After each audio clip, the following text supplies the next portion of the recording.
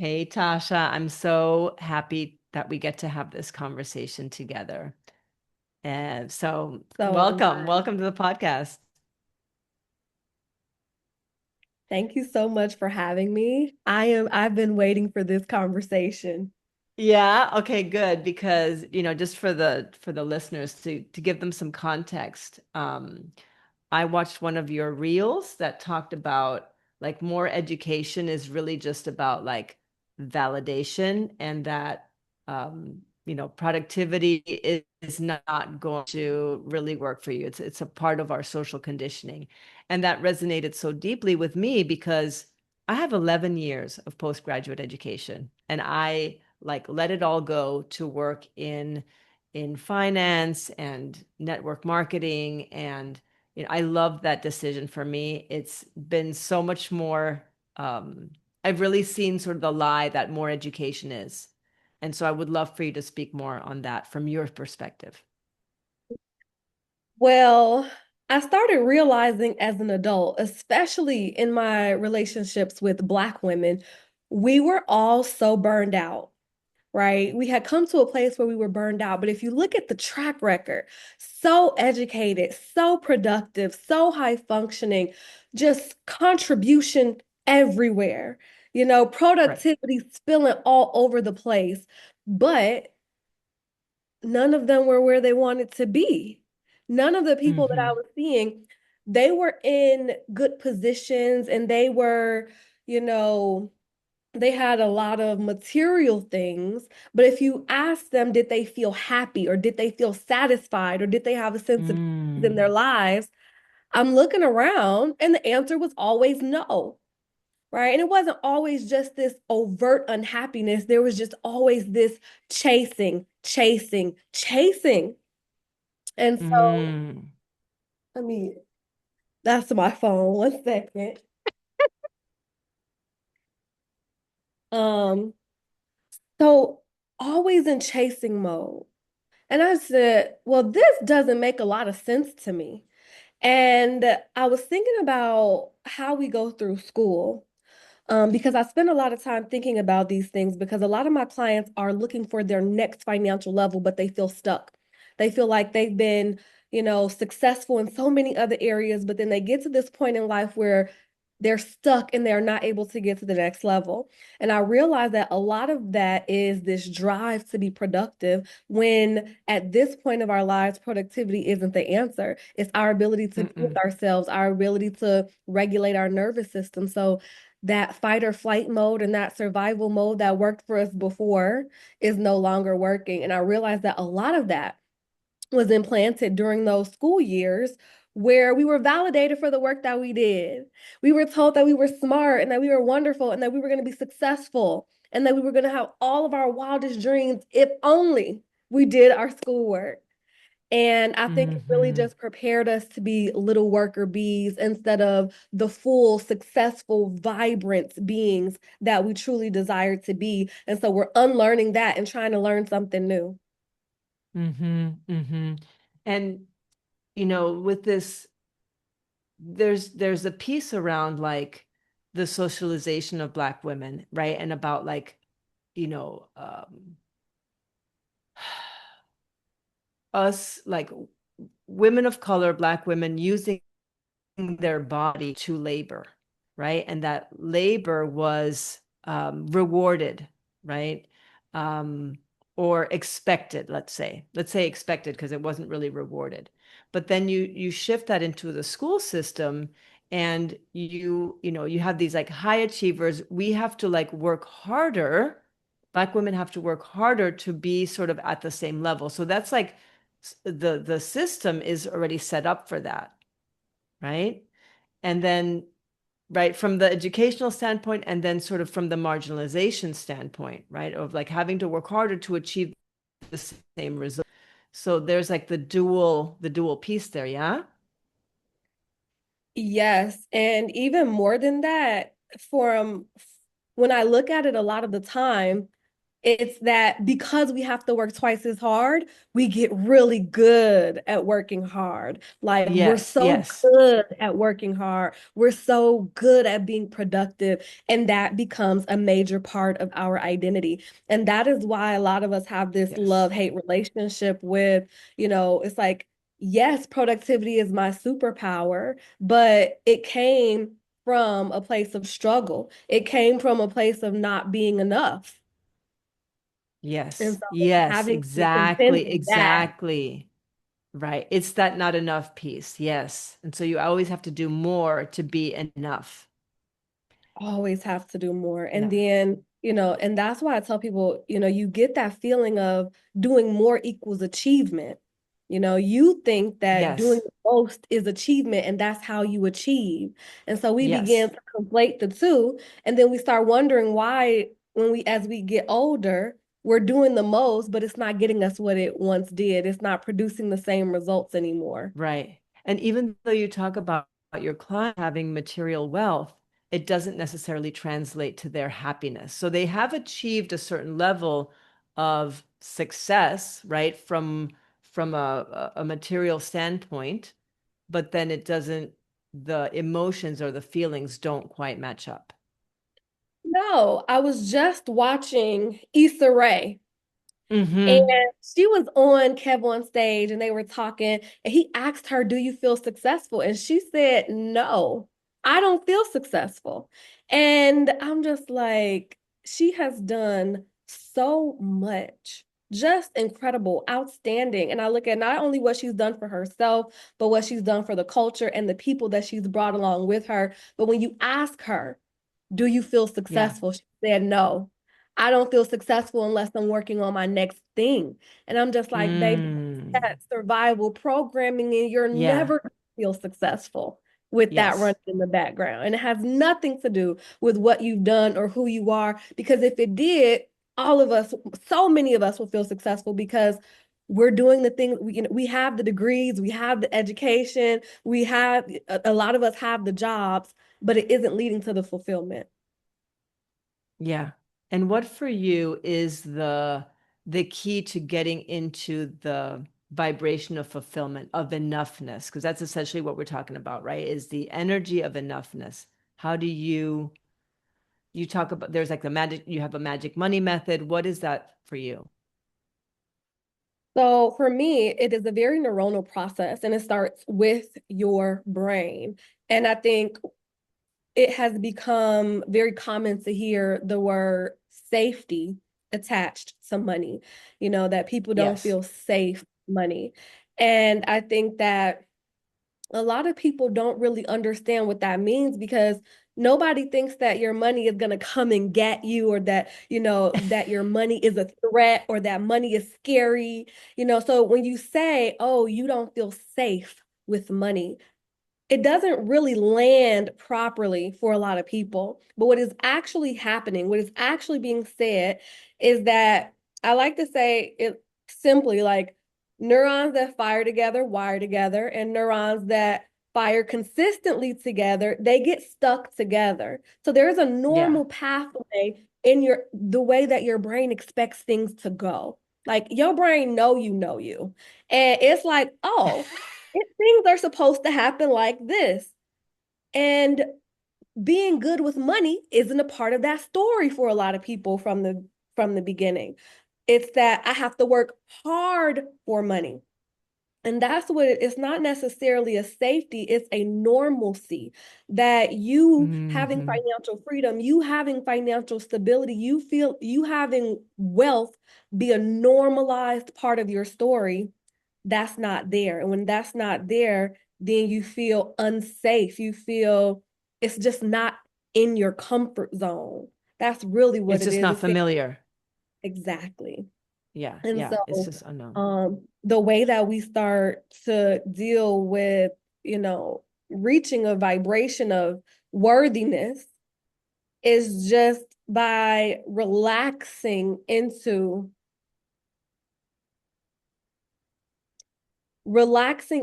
that you are enough, you are worthy, and looking for the evidence of that in your life. So that's why I actually Mm-hmm. like to have people start, and I tell them that, rewiring your nervous system starts with your eyes and the stories that you tell yourself. It's this feedback loop.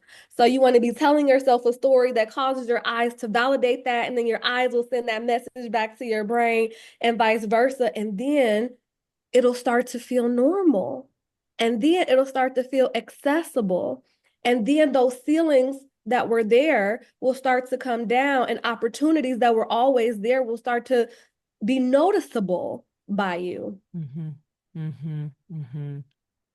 And I would love to hear, we're going to come back to this and into the survival mode, but I would like to hear about, Lori, like what has been your journey in getting to this place of realizing like what survival mode is, how it's playing out in your life, how this piece around like productivity and more education and chasing and how it ties into identity. How did you get to all of these conclusions?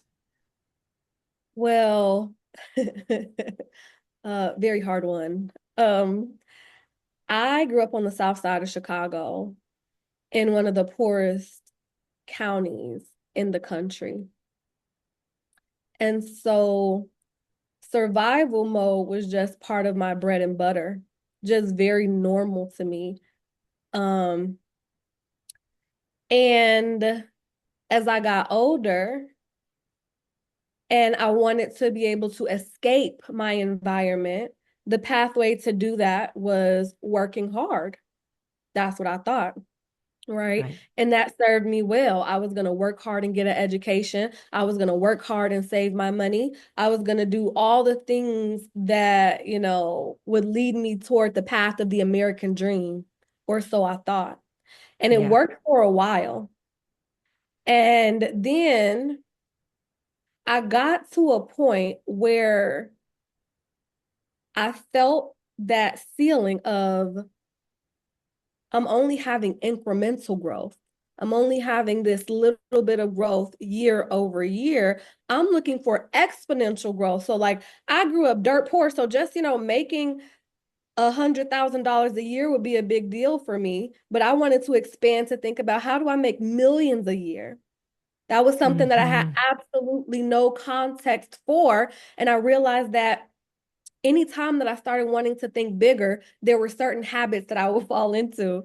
And I call this trauma-based busy work. I would start creating all of these plans. I would get millions of notebooks and write down all of these different plans and all of these different journal entries. And, you know, there was so much work that I thought was moving me forward that eventually I realized I'm doing the same thing my mama do, which is clean the house every day. When my mom gets really nervous, she just start cleaning up Mm. all the time.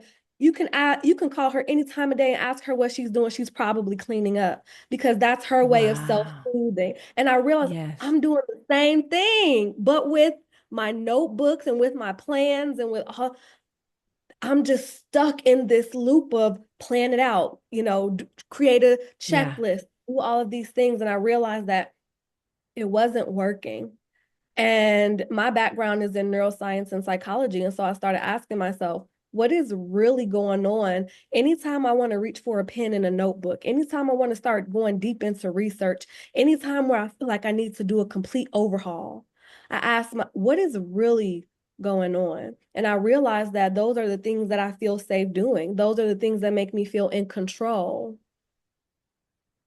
And I could see it clearly in my clients as well. And so that's what has me do the work that I do right Mm. now. And that's how I got here.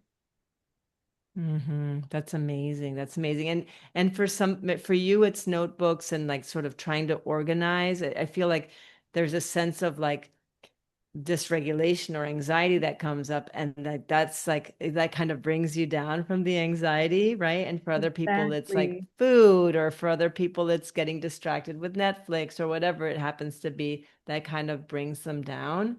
And that's so interesting because as I'm listening to you, like I didn't grow up like poor. I grew up like lower middle class, but the thing that was fed to me because I grew up in Puerto Rico, like in this context of poverty, right, in relation to the United States, like I was also my parents were, my father grew up poor, education, and I was just like, all right, I'm getting off the island, I'm going to the mainland, I'm gonna, right, and did all that, and then graduate school, and then like a certification program, and like it's just it's I'm realizing sort of in the last 3 years, I've just been realizing how it's like me just like, right, just trying to improve and not necessarily to make more money, but to achieve a level where I felt like I'd done enough, or I'd done enough to either get out of where I grew up because I didn't want to, I wanted to escape my young experience. Yeah. And just seeing how much that's been part of that whole education process that I now, yes, I use the psychology. I studied psychology. Um, but I ended up, in private practice, and also like my income was capped at, $160,000 per year. And that was working my ass off. Right. And close to burning out. So yeah, it's amazing at sort of like how our socialization is so much about. I sit with clients all the time who like they want to up level into their next, right? Their income is capped. They have a job. They want to get more education. That's the immediate step that they want to take in order to make more money. And that's like that's not it. It's not it. That's something that I really have to have my clients do their due diligence about whenever they start telling me that they want to go back to school. So it's just this whole thing about, okay, well, it's startling to me how many people don't ask the question, once you get this degree, how much more money will you be able to make? Right. I don't like Right. you just was like, and that is how you know it's just that response to, okay, Yes. this is it, like you said, it's gonna relieve some of that tension and that anxiety that's built up. And another way that I started to realize that this is just patterning and that it's not necessarily the actions that we take, but the mental patterns that we have in response to this, hustle culture and Black women especially working really hard. The antithesis of that, or the opposite of that, has been the soft life, and things like, manifestation, meditation, all of that.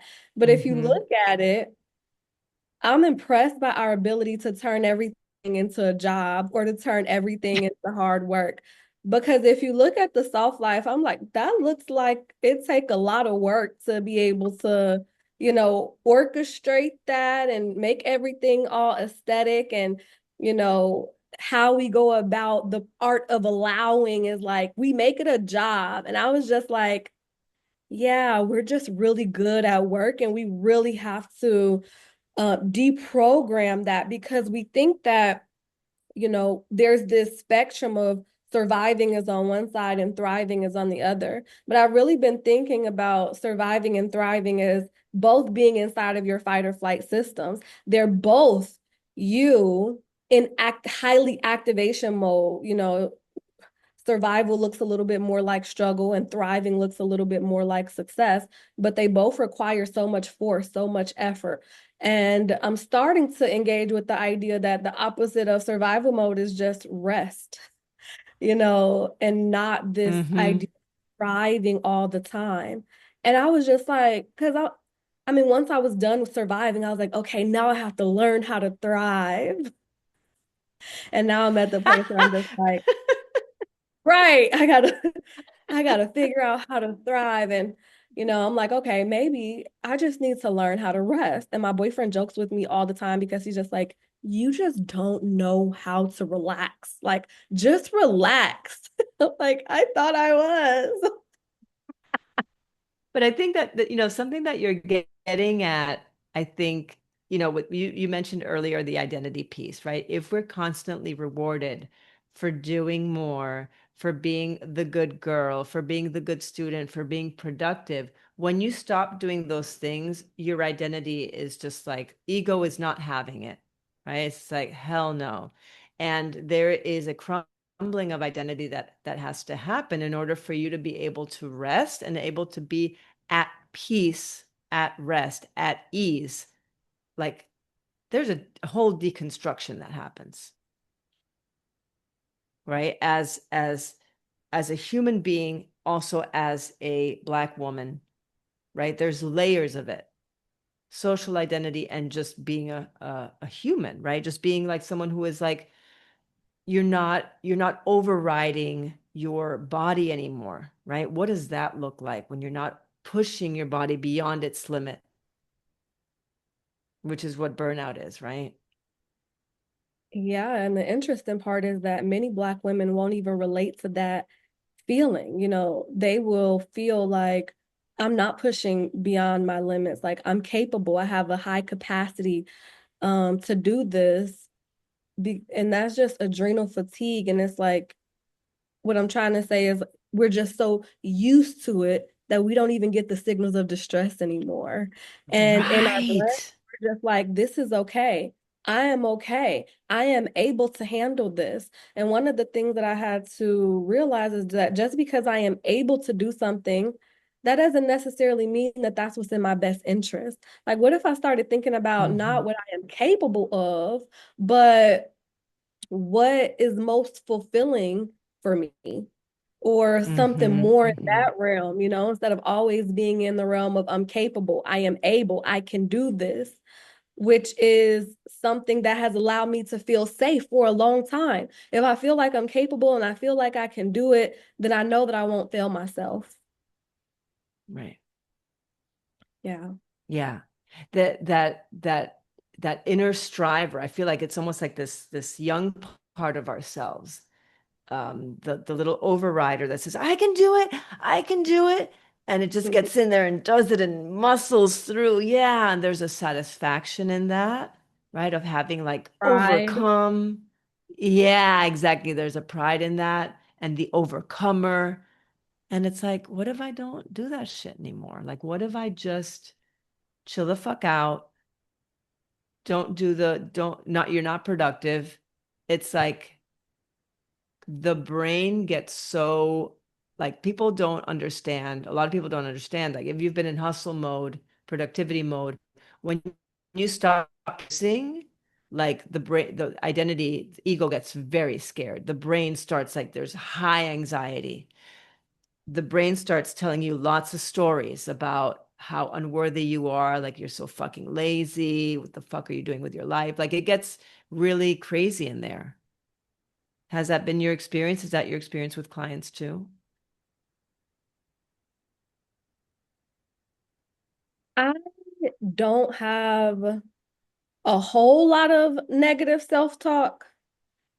And I think it's more so on the other side of the spectrum.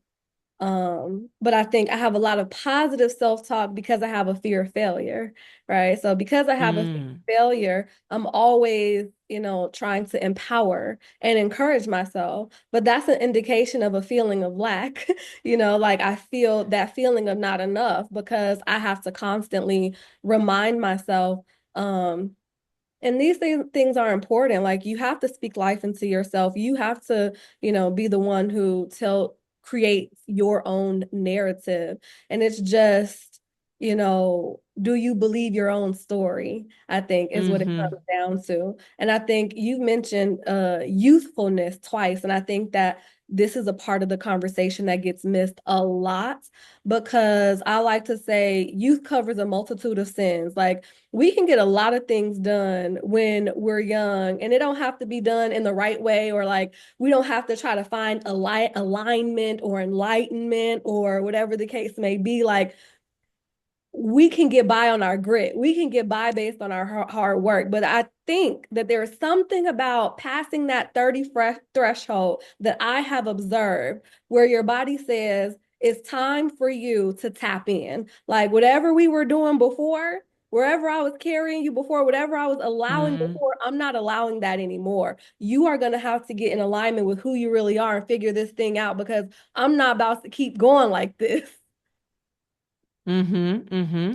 Yeah, and sometimes the body speaks in the form of burnout, in the form of adrenal fatigue, illness, right? And we're having to stop in our tracks. I feel like the body is always the first to decide and dictate when that's going to happen, when the boundaries need to be set, because oftentimes it's us needing to set boundaries around ourselves and that like that inner productive person or the part of us that pushes we're having to set boundaries with that part and we're saying like yeah no I'm not doing that anymore and making it a conscious decision versus just operating from that automatic place of just scarcity and survival.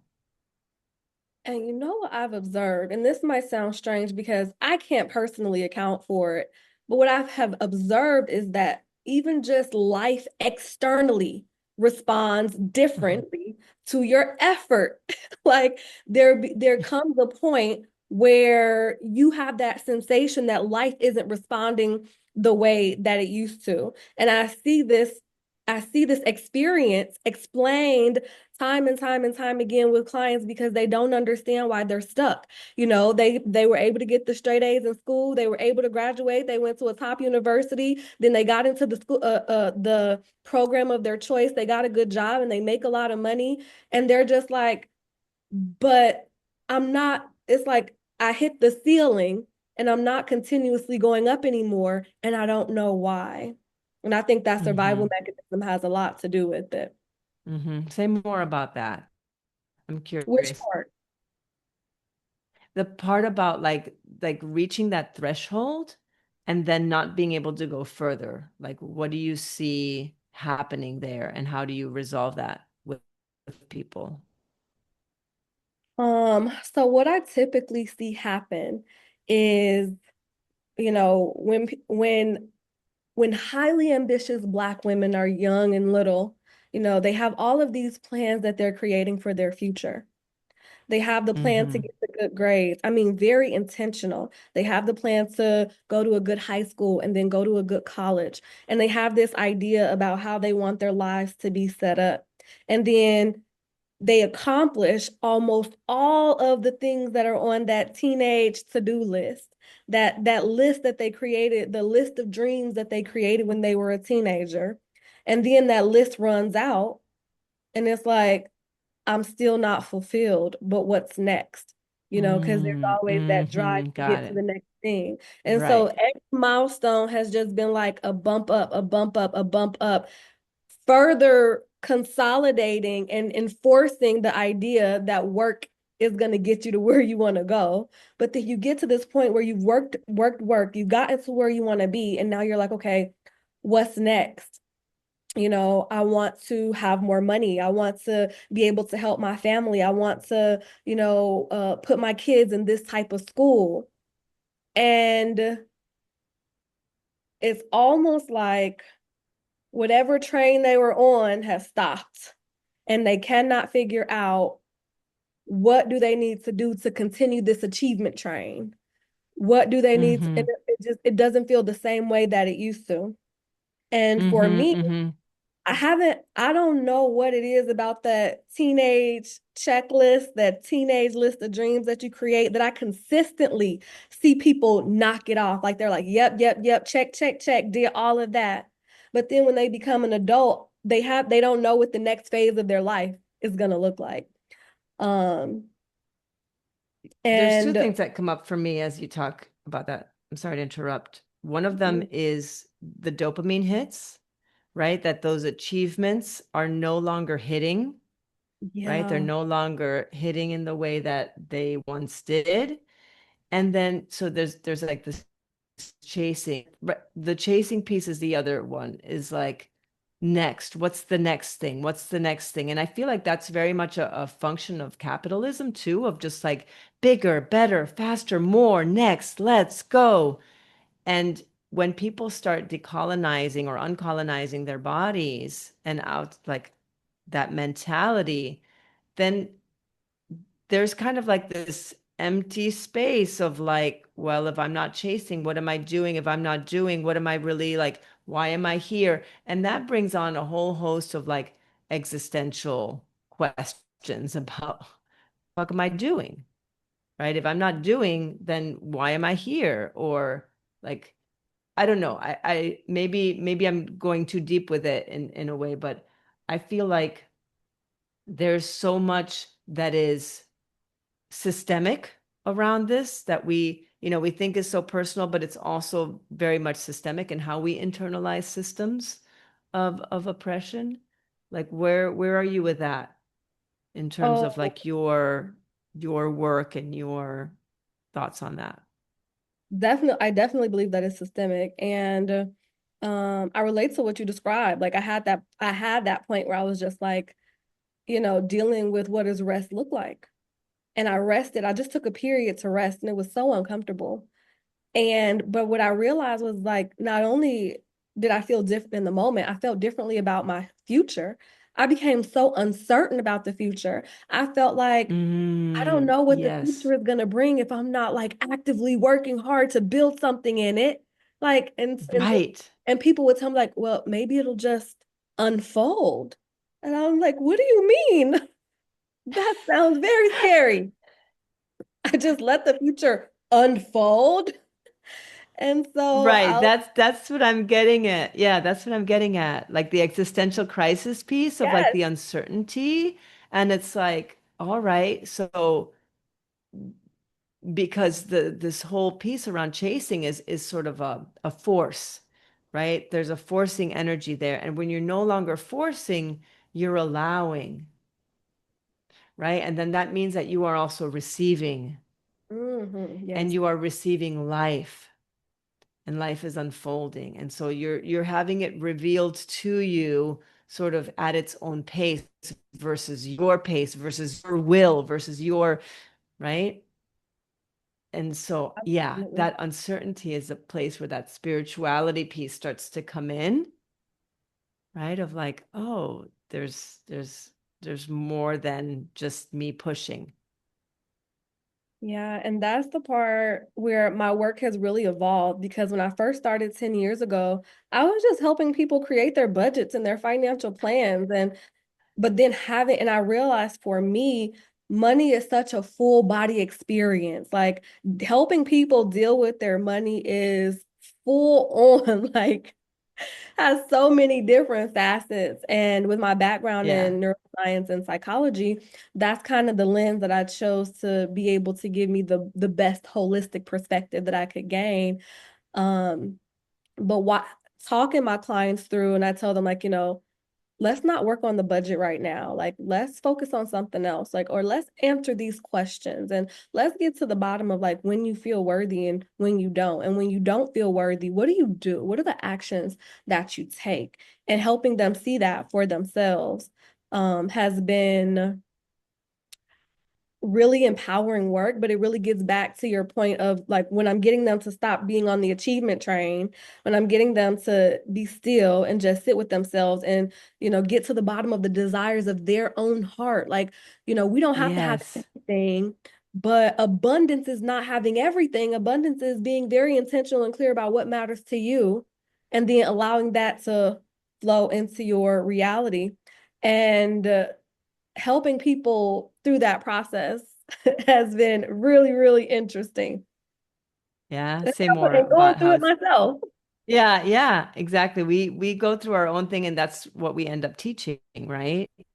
Like what we experience, what we alchemize is what we then want to share with other people. And seeing that a lot of the different things that many of us are teaching, they are a response to the systems that govern us and us trying to have autonomy in our own lives and coming to terms with the fact that we live in this world, but we may not always want to be operating the same way everybody else is. So we may not, yeah, we Hmm. live in a capitalist society, but that doesn't mean that, we have to be hyper capitalist. What does intentionality look like for us? Right, right, exactly. Not being extractive of ourselves. Yeah. What does that mean? Right? Like pulling from yourself, like Oh, um yes. right? Like extracting energy, like you Oh, extract yeah. oil from the earth, right? And you're just extracting life force. When we're no longer extracting from ourselves, but we are filling up, right? Oh, That's yeah. another aspect. I was Because, thinking about, oh, yeah, go ahead. no, go ahead. I love that phrase. Oh, that's going to stick with me. That's going to stick with me. But I was thinking about the word productive today and about how we call ourselves productive. And I felt that extracting power in the word. I'm like, productive, like, you know, of ourselves. Like, we are the product that's creating more product. Yes. And Yeah, yeah. I'm like, what would happen if we didn't treat ourselves like a tool? Mm-hmm. That Yeah. that the purpose was to do something.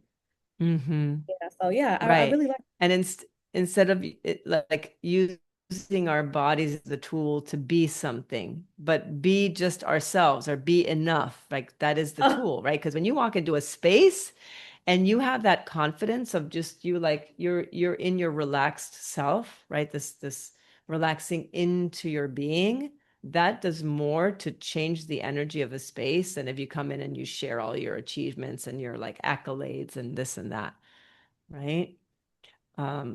Yeah, and another thing that was popping up as you were talking earlier was this: when you are in achievement mode, there's this like go, go, go, and then all of a sudden you get to get to a place. You've achieved the thing, you've gotten the multiple six figures, and then you're kind of like, all right, I did the thing.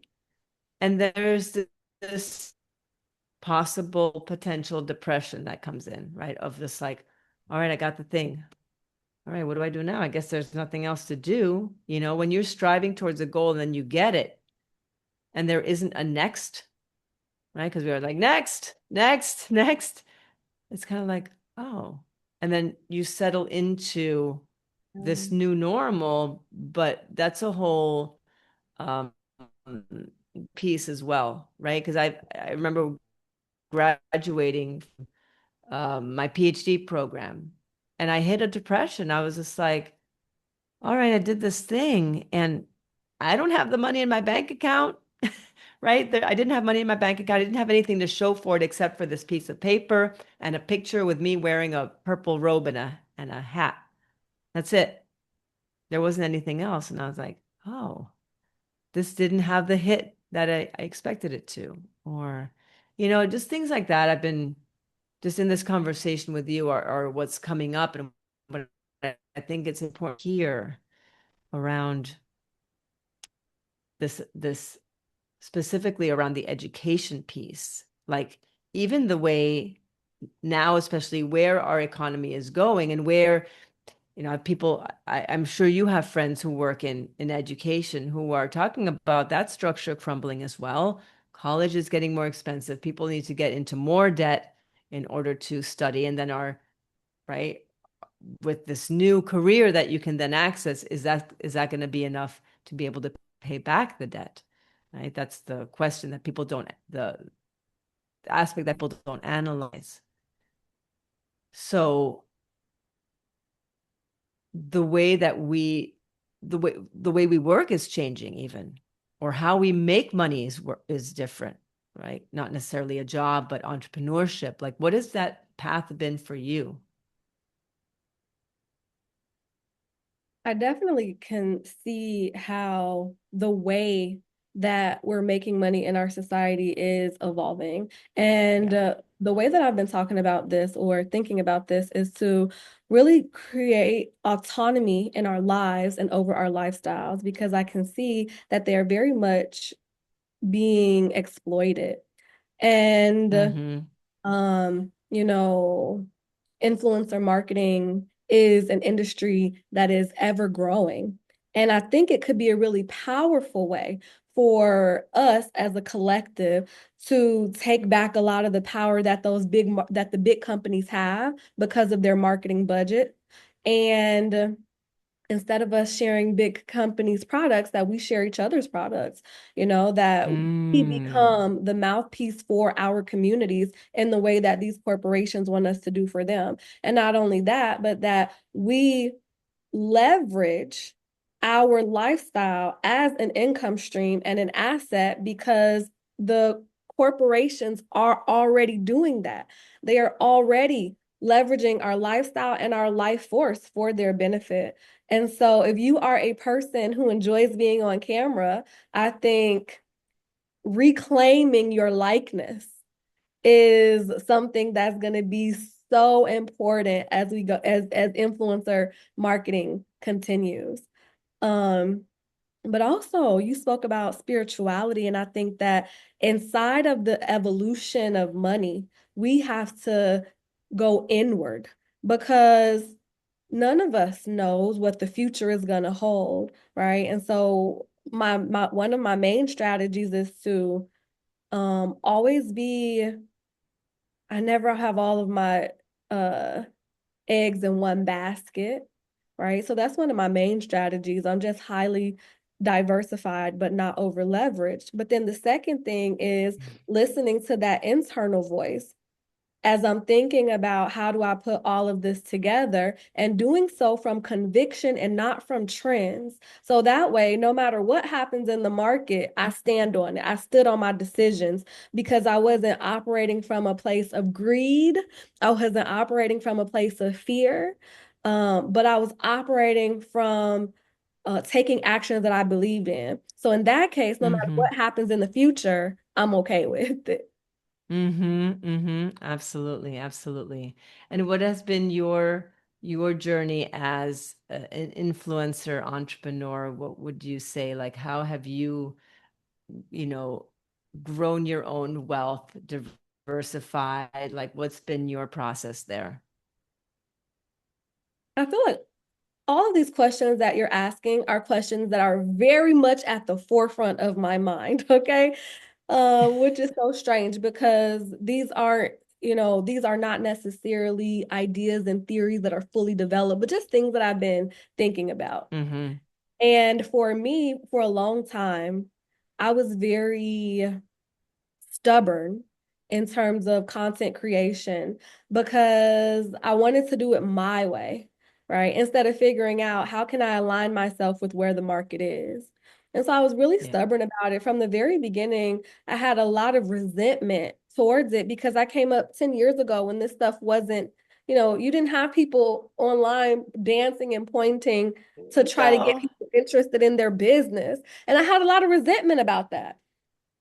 Um, but now I've had some things happen in my life that makes this look just so not something that I want to like resent anymore. It's like just let that go and figure out where do you fit in. Just get in where you fit in. Don't hold Mm-hmm. resentment to the process. So that has been a lot of, my programming and deprogramming over the past 10 years. And I think where I am now is thinking about what's the best way for me to get my message across. Mm-hmm. And it's so unfortunate what happened over at Twitter because Twitter was like my biggest space to get new clients Oh, because the format, really? yes, the format was just like it was so much more geared towards my personality, which is not aesthetic, right? Like I tell people, look, I'm not into luxury. I'm not about to give you this aesthetic stuff. I'm the Camry of the coaches, okay? You come here because I'm efficient and reliable. I'm not trying to be nobody's Benz or BMW. Like it doesn't appeal to me. Right. But also, I think how you said earlier about just stepping into like whatever that decision is that I make about how I want to show up online, stepping into it with the confidence. And when you have things in your space Mm-hmm. like resentment and bitterness, it really diminishes your ability to like be fully in your own power. So Absolutely. that's kind of where I've been and rebuilding since I have left the Twitter sphere and rebuilding my presence on Instagram. Um, yeah, it has been really, really interesting. That's so it's like it's so again, like it's interesting to me too because I've been rethinking sort of how I show up.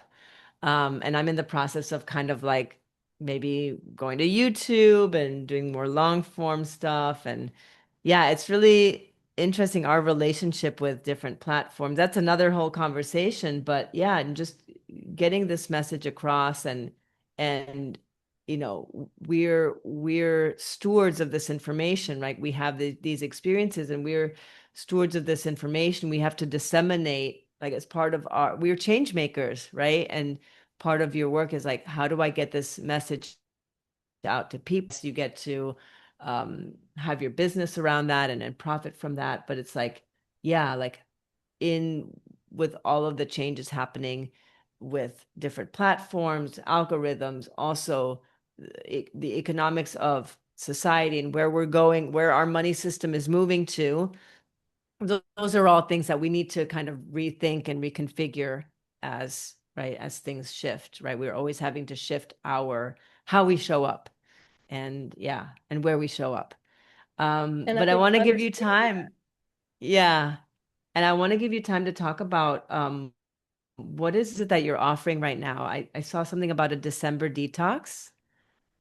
Oh, yeah. So I'm doing the December detox on Instagram right now for all of the reasons that we talked about today. And I'm realizing that this deprogramming from what the education system has reinforced in us and detoxing from how comfortable and familiar we are with survival and relearning and discovering what we feel like when we feel safe, when we feel worthy, when we feel enough.